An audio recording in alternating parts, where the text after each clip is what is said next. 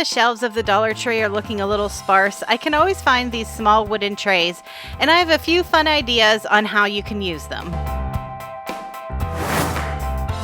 I'm going to use one of these wooden trays along with a pack of these wooden dowels that you can find at the Dollar Tree.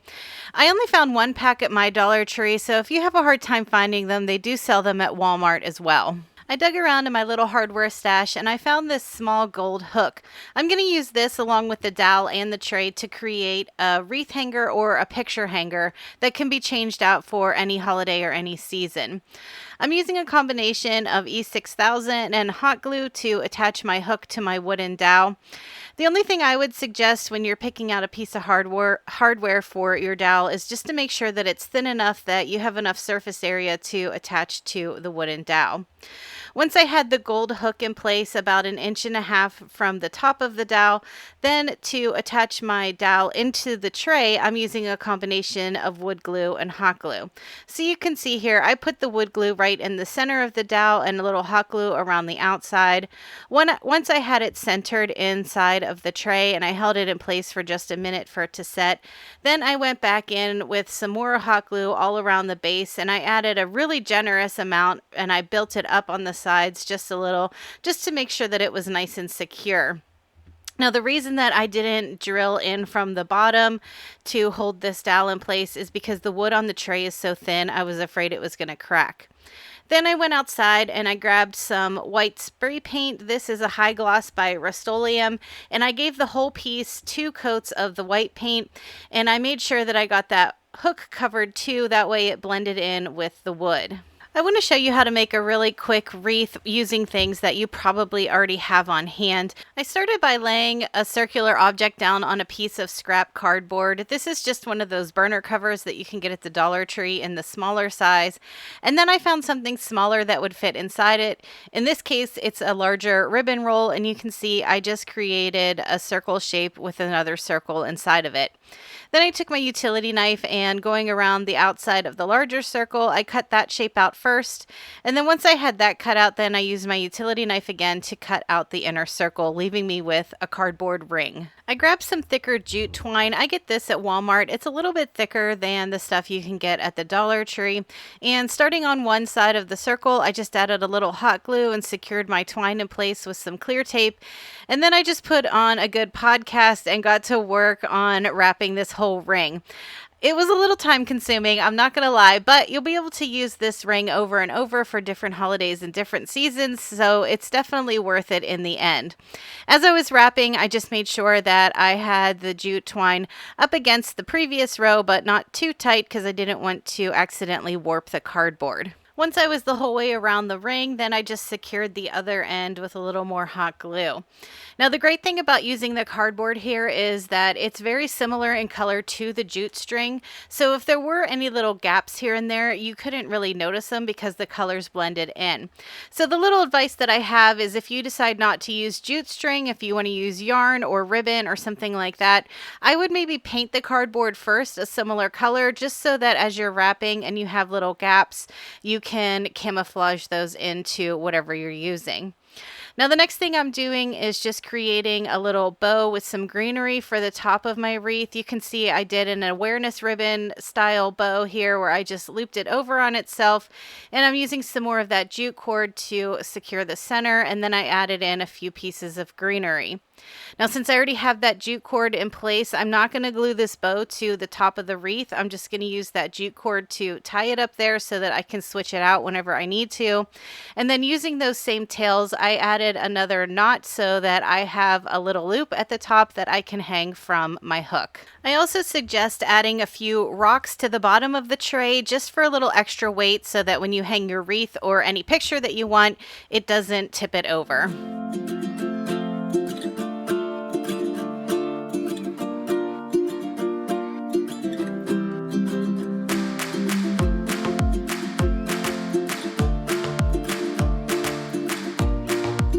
These wooden trays can also serve double duty as decoration or to give a gift.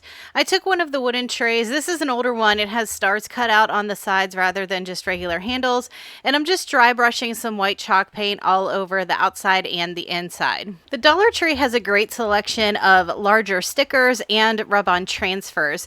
So I looked through them all and I picked this one out that says "Be a Little Wild." I really liked the design on this one and I thought it would look great on one of my trays. On the back side of my tray, I just laid my rub-on transfer in the center, and I'm using a little tiny spatula. You can get these at the Dollar Tree too, but they're good for Cricut projects.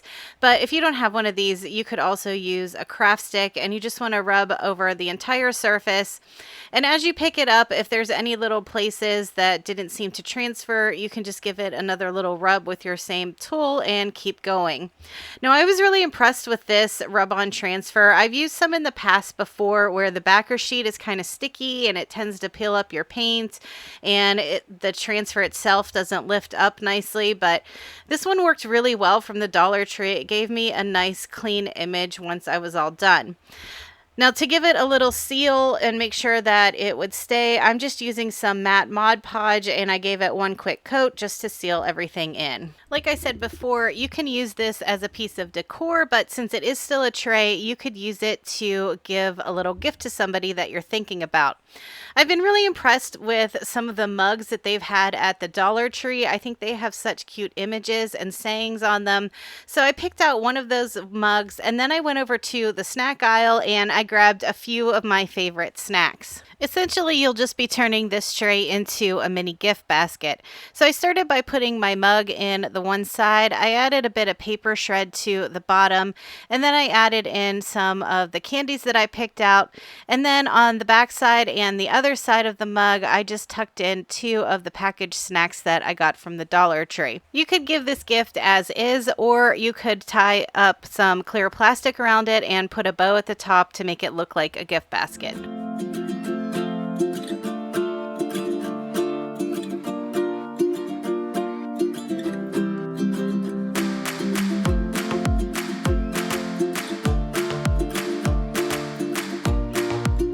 It is July, let's do a quick little Christmas in July project.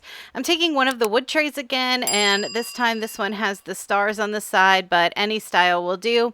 And I gave it a quick coat of red chalk paint all along the inside and the outside. You can see I left the bottom of the tray unpainted because I'm using some scrapbook paper here to line the inside. I took a quick measurement with my ruler, and these trays do tend to be different sizes, so I would take a measurement of your own before you start cutting your paper down. And don't worry if you don't have scrapbook paper on hand, you could use wrapping paper or just paint the tray all one solid color. So once I had my piece of paper cut down to fit, I had another scrap piece here, so I decided to create some strips to run along the 2 longer sides of the crate as well.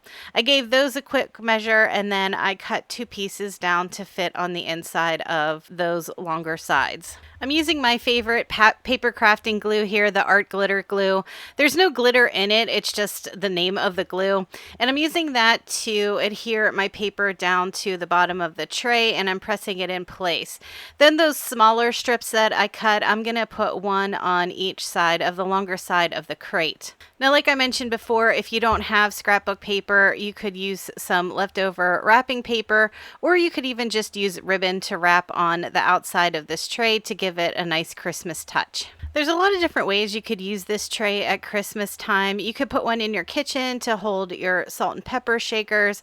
You could use it to display little mini Christmas trees like those bottle brush trees.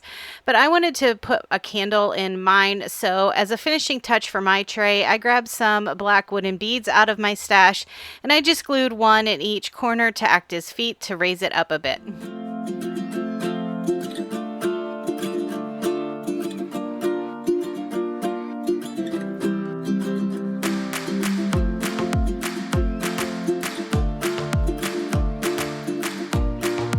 If you're lucky enough to find 4 of the same trays at your Dollar Tree, I'll show you how you can make a fun little knick-knack shelf.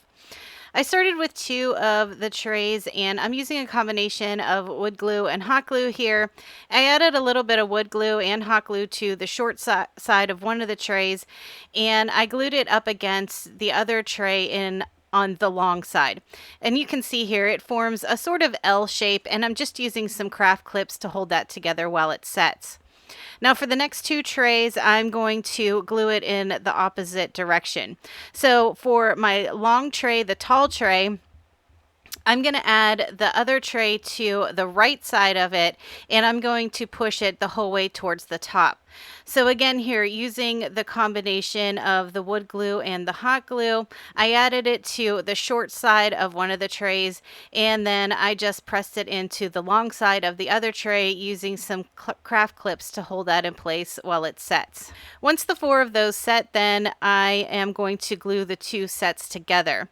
So using the center of the hole on the side of the tray and where the other 2 trays meet, that's going to be my guide to line these up. So you can see here, I'm adding wood glue to the bottom set and some hot glue. And then where the seam is between those trays, I'm going to place the seam in the center of the handle of that top tray. And then the seam of the top 2 trays is going to be centered in the handle of the bottom tray. I hope that makes sense. It kind of makes an offset plus sign shape.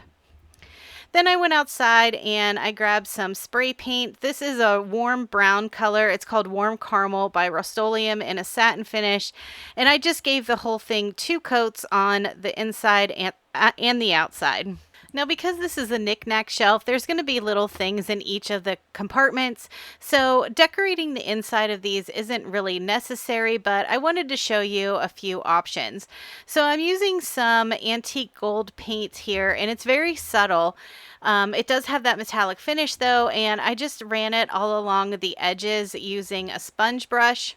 And then if you wanted to take the decorating one step farther, I used that same gold paint, and I had a few small stencils in my stash, and I just placed a few stencils here and there inside each of the compartments and stenciled them in with that gold paint. Now, like I said, this is very subtle. This paint doesn't stand out very much, but it does give it just a nice little touch to see a little bit of that metallic peeking through here and there. And this is a great way to display some of those little miniature things you can find at places like the Dollar Tree and Hobby Lobby, or you could even find a few mini frames and add pictures to each of the boxes.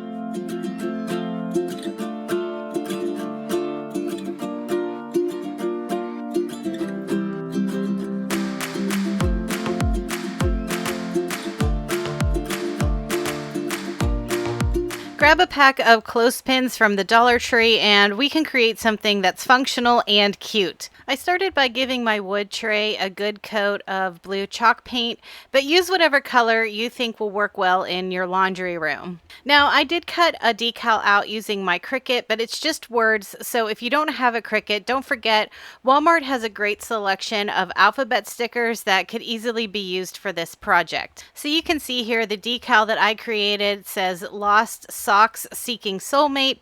I applied that to the inside of my tray, and this is great for in the laundry room because even though it's just me and my husband at home, somehow we always have these random socks that don't seem to have a pair until the following week. Once my decal was in place, then I'm using some thicker jute cord, and I decided to wrap each of the handles with the jute cord just to give it a little extra embellishment and a little extra texture. Now this jute cord was really fuzzy for some reason, so I did go through with a lighter and burn off some of the frizzy ends, but that's totally not necessary. And even wrapping the handles isn't necessary, but I just like the added touch it gave. And the final step for completing my lost sock holder is just to add my clothespins. Now I found that 4 fit pretty well inside of this tray, so I would go with either 3 or 4, but I wouldn't do any more than that. I'm using a combination of wood glue and hot glue here. I just added it to the back side of the clip, making sure that the part that opens is facing outward so that you can press it and add your sock to it whenever you find those random lonely socks that don't seem to have a match.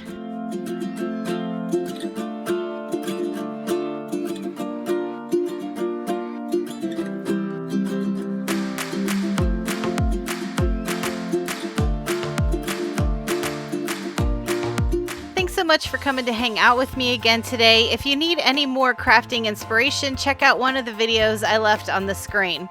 All right, everyone, I hope you have a great week, and I'll talk to you in the next one.